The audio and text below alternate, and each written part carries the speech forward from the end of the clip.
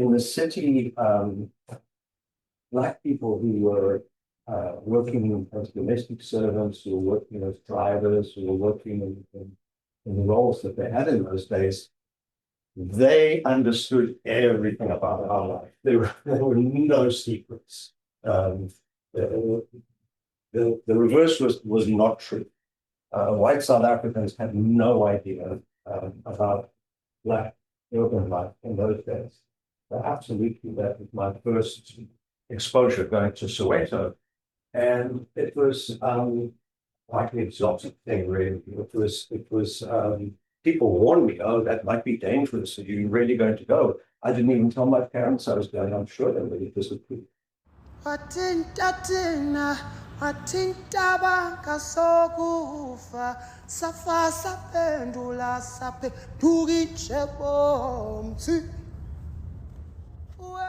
June 16, 1976. My mother was just 15, my father 21. My brother and I weren't even born yet. But it's one of the first dates in South Africa's history that we committed to memory.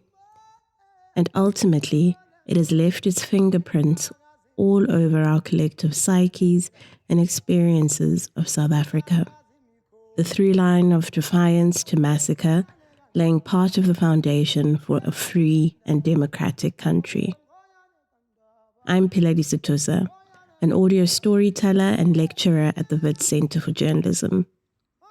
This podcast episode takes listeners through the 1976 at 50 exhibition currently on show at the Wits Art Museum.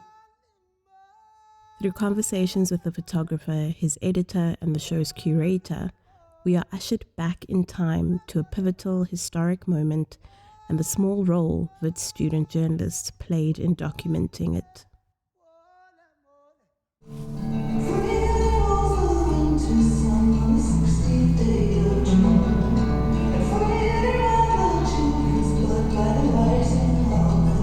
Official figures released by the government-appointed Severe Commission put the overall death toll at 575.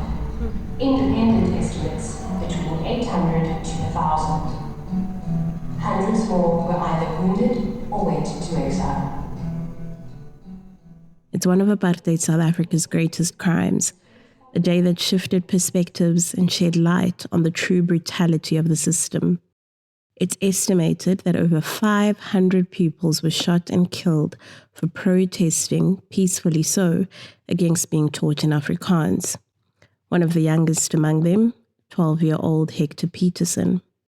His limp body, carried by Mbuyisa Makubo, and his screaming sister Antoinette running alongside him, photographed by Sam Nzima, became one of the images that increased support for the international anti-apartheid movement. There isn't a single picture that I would think it is iconic. They are all iconic. That's the voice of Nzima in Kevin Harris's documentary Silent Witness. It's playing on a loop alongside Paul Laufer's photographic exhibition in the basement of the Wits Art Museum. The roll of film developed and printed contains some never-before-seen images and published stills from Wits Student, the then student newspaper. Walking me through the exhibition on a cold July morning was Julia Charlton, senior curator at the museum.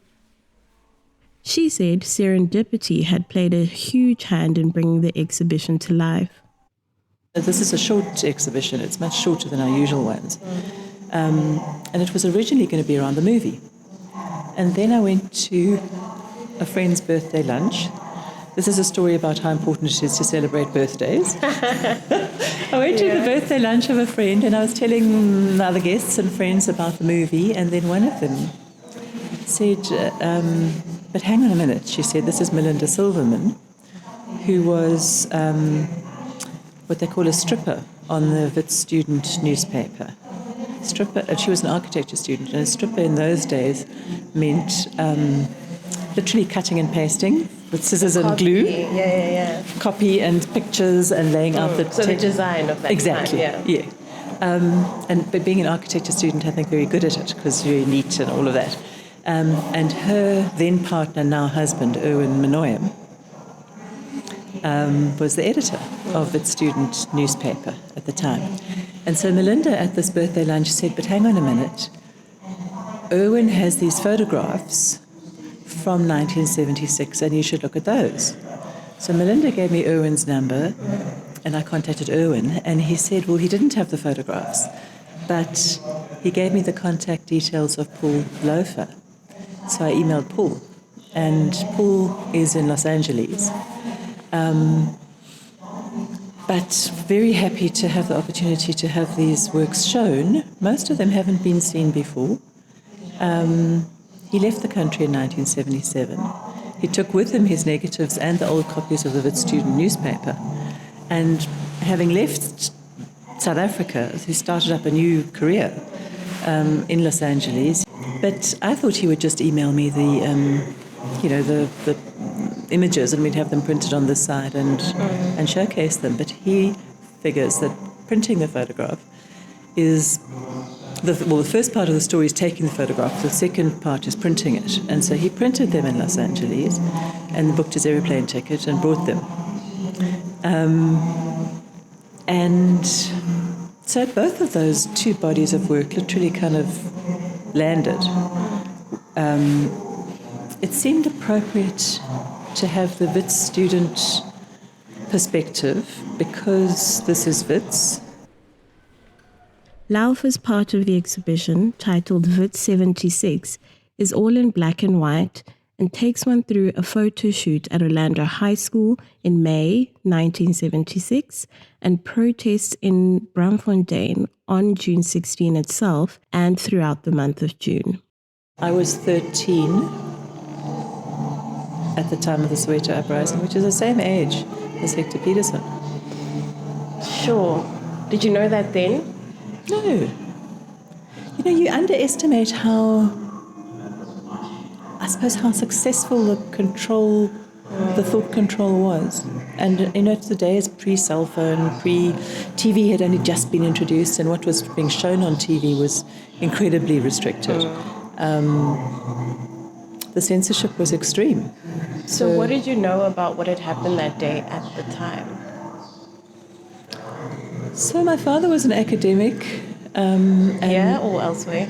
Yeah. He was a doctor and he was, at that stage, a professor of pharmacology at the Wits Medical School. And then he went on to be the dean and the DVC and the VC eventually. No way. But not at this time.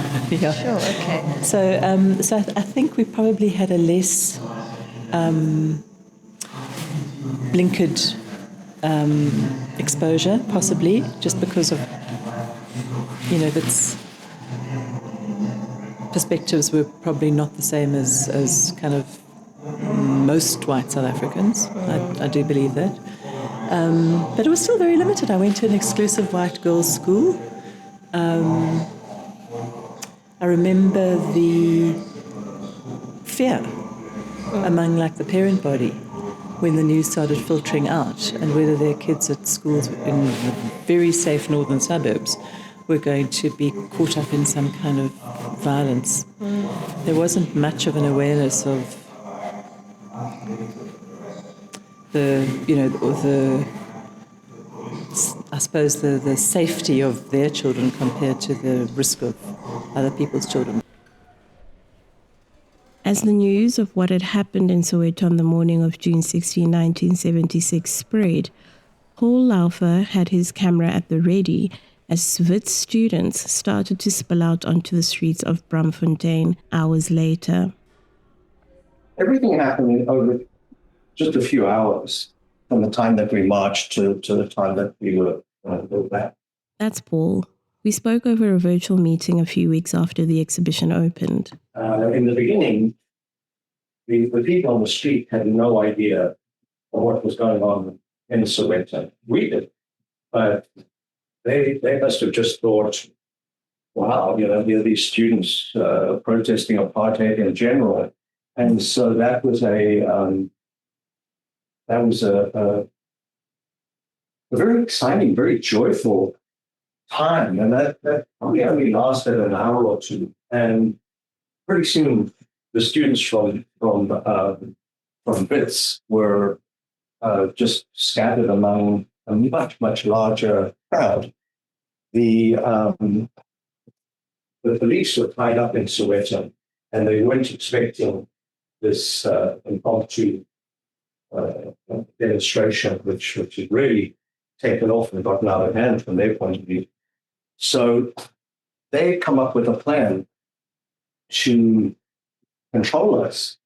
And the plan, as I found out later, involved Miles Conway trying to get us to go back, even though he'd been a provocateur and one of the main guys getting us to march. So they had organized people from, this is what I heard, from around Tech College who were counter protesters to come and sort us out. Meanwhile, word had gotten into the city about what was happening in Soweto. So the whole joyful, it's a general anti-apartheid nature of the protest had shifted. That shift quickly turned violent. Wits Technikon and Rao were opposite Wits at the time, and they. This is like stereotyping, but they were the Afrikaans conservative anti, and the Wits were the English white lefties, and there were often clashes between the two. Anyway, these guys get called out, and you can see the kind of hostility here. And there's a guy with a baton who has hit the guy on the other side of his own baton, and he's hit this one apparently, and this one has the chain. Oh my God. And he swings the chain and hits Paul on the head. So from this point onwards, Paul's photographs are a bit out of focus. Because he's been hit by that chain? Yeah. On the head? Yeah. And his, His focus has shifted and he didn't realize it. The guy snuck up behind me. He left frame. You can see him with the chain. And took a full swing and hit me over the head with the chain as hard as he could. But after a while, I was fine. Okay. So I wouldn't recommend it. It wasn't. No. So did you receive any medical attention, or did you just kind of let it heal? No. What happened is I got on the bridge, and I was arrested, and I was looking for a van. Paul was able to evade prison by pleading his case before making a run for it. I speak Afrikaans because, as I said, I grew up partly in the Eastern Highlands, and so I spoke to the policeman standing outside the van, and he couldn't hear me properly. So he opened the door so we could talk. And then a fight broke up behind him, and he was distracted, and I jumped out and took off back to campus. That's how I got away. And this was the inciting incident that kept him on the run in the months that followed. Yeah, what happened is I absolutely kept working for the paper. I stopped going to classes because I was studying a BCom and I didn't like it. And so I finished out the year. I was physically there, but I wasn't actually studying.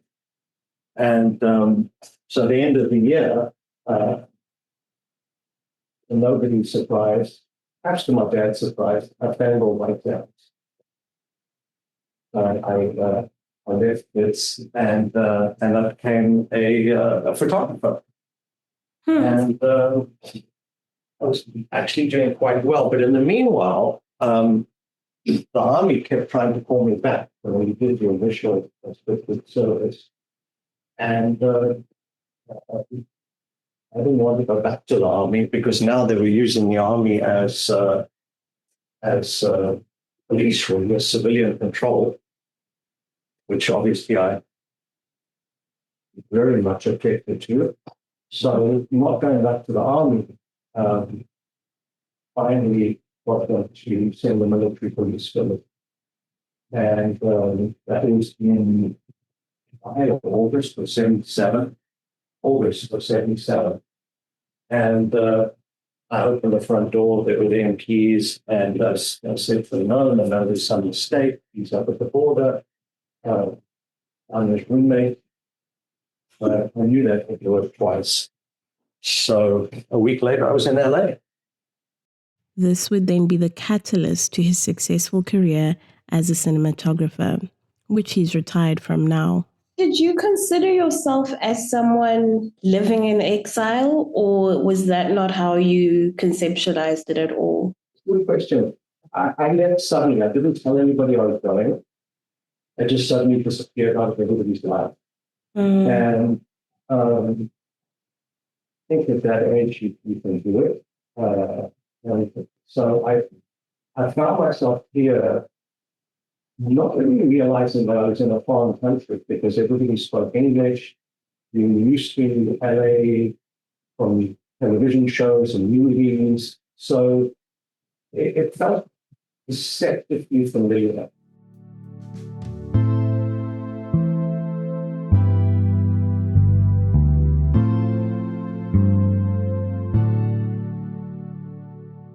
As a 19-year-old white male who had just finished conscription, it took being a student journalist at Wits Student to lead to Paul's accidental conscientization.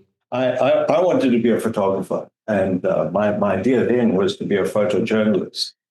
So it made sense to join the student paper, and I had a camera. I'd saved up all of my money, all my holiday jobs and birthday money and everything I had, and I bought this camera. And I just needed subjects. I needed something to take a picture of, and that was my mission at Wits Student.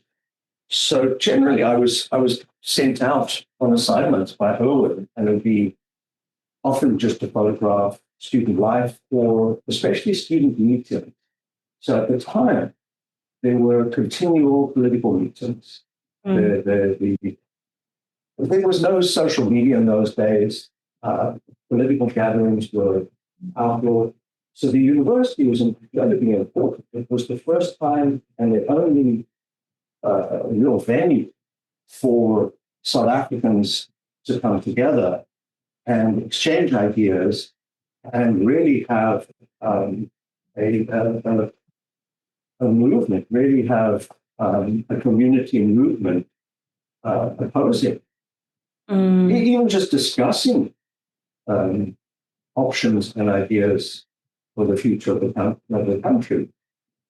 So involuntarily, I was at these, or accidentally, I should say, I was at these meetings, listening to speeches by pretty amazing, articulate people, and it was raising my awareness. But what crystallized everything was going to Soweto and going to the Orlando High School and listening to the principal talk about what the issues were that the students in the school were facing. Which were obviously absurd and strange ideological restrictions and oppression. So without the photography, I would never have been exposed to those circumstances, those ideas. And so I would say actually it was the other way around. It was taking the photographs led me to the situations that woke me up. For the photographers listening and interested, his first camera was a Nikon F2, which he still has but doesn't shoot on anymore. His editor and colleague, Irwin Manoim, shares the sentiment of being woken up and his activism being initiated by the experience of varsity life. Being at university was something of an eye-opener. There were lecturers who were very committed left-wingers, opponents of the government. They were older students, and you went there and found it a completely eye-opening experience. But in your first year, you were largely oblivious to this, and it took a while to figure out why you were there. The initial assignment Paul had been sent out on, and forms the first half of the exhibition, was a brief portrait shoot with the Orlando High School principal, Mr. Tamsanqa Kambule. Paul said as a young white student, he'd never been into Soweto before. It was the time of high apartheid, segregation, the swart gevaar. You know, he was anxious about going into Soweto. And what he found there surprised him enormously. He talks about the school. The Or in school Soweto in and general. Soweto Okay, generally. yeah. So the classroom. yeah, well, that's a library. Apparently, it's a library.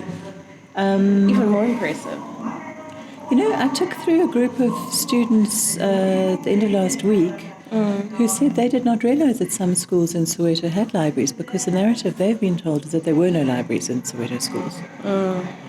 I don't know what that's about, but he was fascinated by, you know, the school and the kid who is rebelling about the school uniform dress code, right, with his socks, and these two waiting outside the principal's office. Look at And her shoes, also not regulation schools. Definitely not. Those are heels, ma'am. He was also like really surprised at this principal's office and how threadbare it is. In a way, you know, there's like no telephone, there's kind of, and then this guy, Wits' maths building is named after him. He was a highly, highly esteemed mathematician. Paul was then just taking photographs of other things while he was there. He was interested in the kind of dress code for the school, and Have to don uniform as prescribed by the school. and hair not to be plaited nor stretched. But what he got in this random shot that he was looking at the school uniform, he got the bit about the Afrikaans that was coming in, which you know, in retrospect is quite prescient, because that was the flashpoint, of course, for the Soweto Uprising. But he was also fascinated by this domestic science classroom with these brand new stoves with the labels still on them. They've never been used. And Paul's take is that domestic science at Orlando High Was not taken seriously. hell no. Yeah. And that school was not training young women to be domestic workers. It was training young women to be mathematicians, you know. That's his take. But while he was looking at the school, he was also looking at the rest of Soweto. Sure, yeah. And these images are just, you know, what he saw and what took his eye. And they're quite... Look at that. Isn't that beautiful? For Paul, it was a window into another South Africa. In the city, Black people who were working as domestic servants, who were working as drivers, who were working in the roles that they had in those days, they understood everything about our life. There were no secrets. The reverse was not true. White South Africans had no idea about Black urban life in those days. So absolutely, that was my first exposure going to Soweto. And it was quite an exotic thing, really. It was people warned me, oh, that might be dangerous. Are you really going to go? I didn't even tell my parents I was going. I'm sure they really disappeared for my safety. And then I got to Soweto, and I found just the opposite. I found welcoming people. I found students who were far more dedicated to their studies, far more focused, far more appreciative of even the lesser opportunities that they were being offered than we were. And we were privileged. We took everything for granted. It was definitely an absolute revelation. And when June 16th itself happened, it wasn't a surprise to me, which it would have been a shock to me otherwise, because how would I have known what the courses were? Paul says because Wits University was a public place for people to gather and meet, it was heavily watched and surveilled. You were never completely sure who you could trust. And sometimes there were people who were plausibly, who were somewhat unconvincing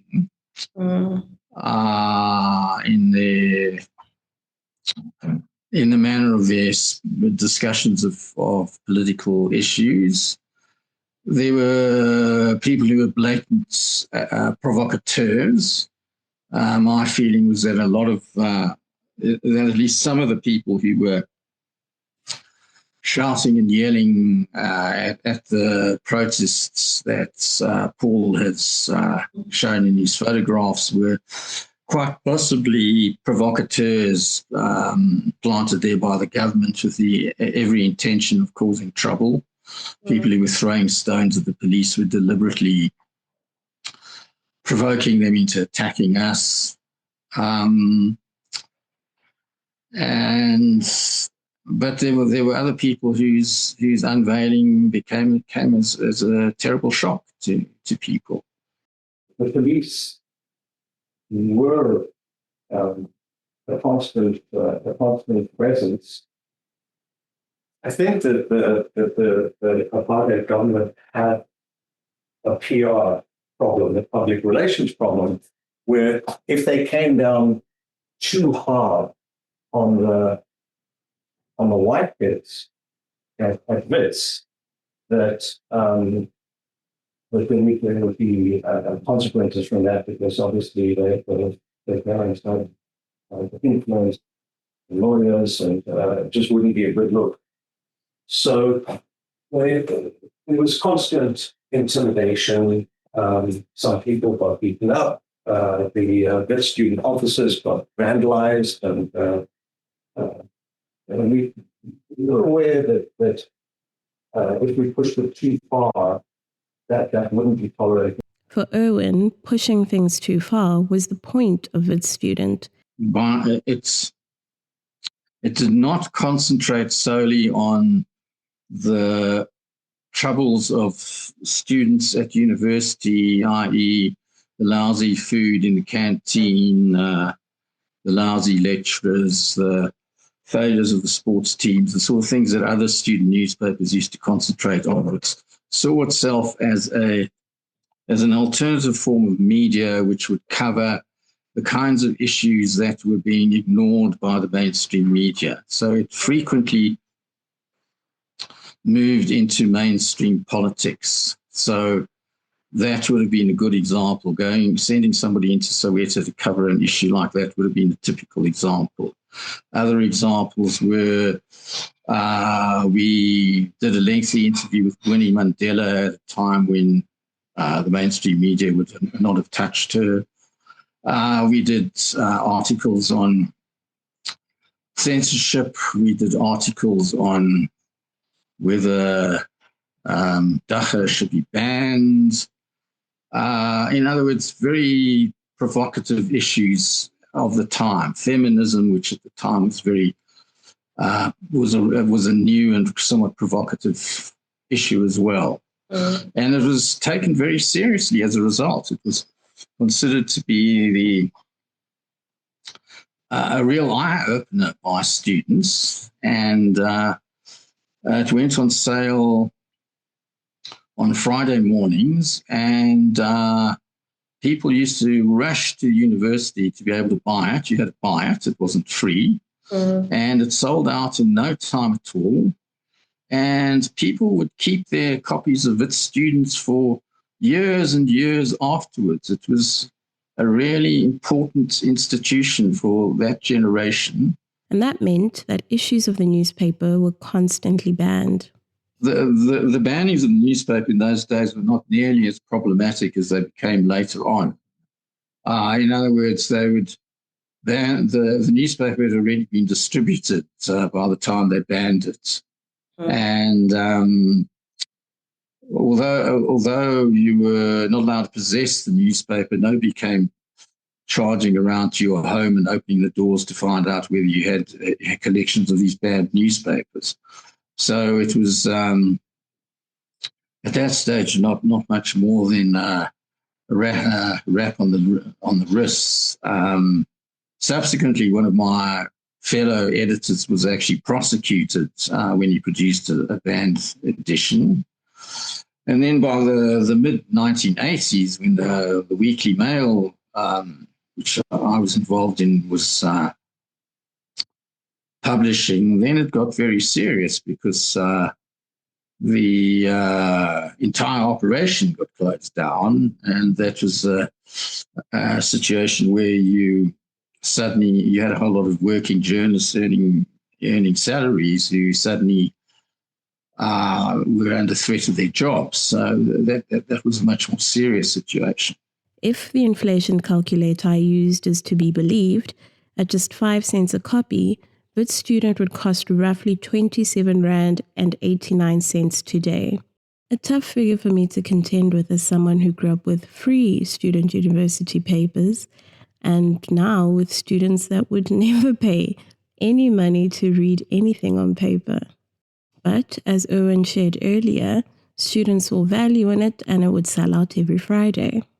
Well, it was the official student university newspaper, which meant that the university voted a budget for it each year, and it occupied a university printing facility, which was in the basement of I don't know whether that building still exists. I think there's now a canteen there. The Matrix. Is that what it's called? That's what Possibly it's called. That's what it's called. Okay, so there was a somewhat dungeon-like basement, and there was a printing works there, and it's printed everything for the university, or at least for the students at the university. Sorry, there was another one that printed stuff for the official stuff. So there were many student publications. In other words, there would be a sports publication. There would be RAG publication. RAG was a fundraising initiative. There were people making posters all the time. So there was lots and lots of printing going on, and we were in that office. Okay. And we had, as I say, we had a budget which allowed us to print one newspaper a week or whatever over the period of a year. But this popularity would soon change the trajectory of the student press altogether, to a point that soon after, student newspapers started being circulated for free. By then, there was an actual alternative press, which essentially took away the purpose of those student newspapers. There was no longer a particularly good reason to buy the student newspaper when there was something bigger and more professional out there. I think that was the key reason. In other words, the student newspapers became victims of the kind of press that grew out of them.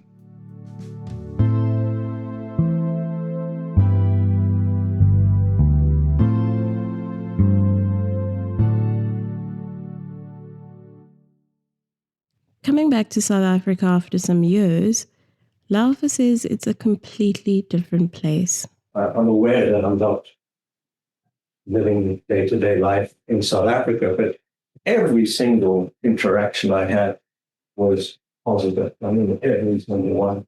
And I see a real change in South Africa. I see a positive change. But we're also living in a time where we have these, white Afrikaner refugees being taken in by the United States. Just how do you marry those two realities of someone who's been away so long comes and sees through maybe rose-tinted glasses and this deluge of people who are saying it's so terrible, we have to flee? Well, that's a big question, and absolutely you're right. I come as an expat who's over tipping everybody. No wonder they're happy to see me. So yeah, no, I get that completely. I just read yesterday that almost all refugees, not immigrants, but refugees allowed into the US were white Afrikaans farmers, like 6,000 something this year. So I think it says almost nothing about South Africa. It says everything about the US and the crisis of denial that this country, the US is in. When I arrived here back in 1977, I honestly thought that I honestly thought that I was coming to a place where civil rights had happened. It was all sorted out. In a sense, the problems here are deeper than in South Africa, because first they have to get out of denial. Yeah. And what we see now is people who've been given permission to express these tribal thoughts, these tribal resemblance and fears. In South Africa, I feel there's far more honest dialogue. I don't think it's sort of all united colors of Benetton, but you know what you're dealing with. I didn't stay in Johannesburg. I did a road trip down to the Cape Town, and my first stop was Oranje. And I spent the night in Oranje because I was curious. And I only met one other South African who'd been to Oranje. And frankly, I'm still processing that. If you ask me what I thought and what it means, I don't actually know yet. I found Oranje very interesting because the fact that it's there and it's somehow tolerated, I think it speaks well for South Africa. I looked at them and I thought, they're clinging to the past. They're clinging to, it felt like an Afrikaans Truman Show. Does that make sense? Absolutely. That is the perfect analogy and metaphor. Yes. And then I came away trying to think, okay, what are these people doing? What harm are they actually doing at this point? It's like a kind of almost like they're friendly people. It felt like time travel. There were kids running in the street barefoot. It was a recreation of the old South Africa. So that was interesting to me. And then, on the other hand, in Mpumalanga, I went to visit our old housekeeper, old cook, Elizabeth, and we spent the afternoon in the location in Belfast with my god sister. We brought a milk cat, and then everybody came to see us. And that felt wonderful. And I took pictures there that I'm so happy with. So that was the other end of the spectrum. And that was, again, in the location, we were the only white people in the whole location. We were embraced. Oranje felt like a white location. It was, I'm still trying to work it all out. I just wanted to be open-minded to everything, and then once everything settles in my mind, try and make sense of it.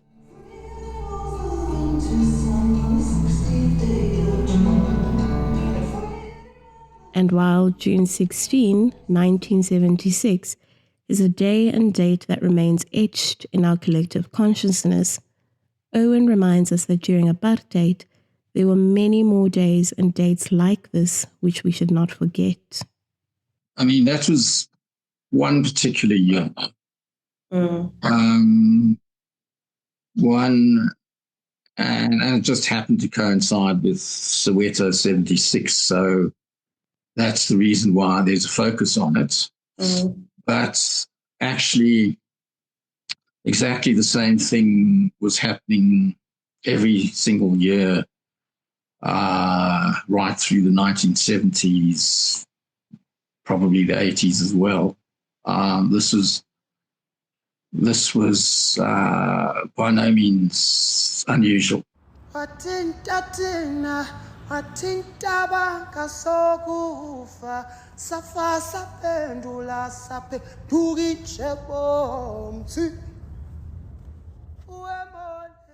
Thanks for listening to this first episode of the Wits Centre for Journalism's podcast.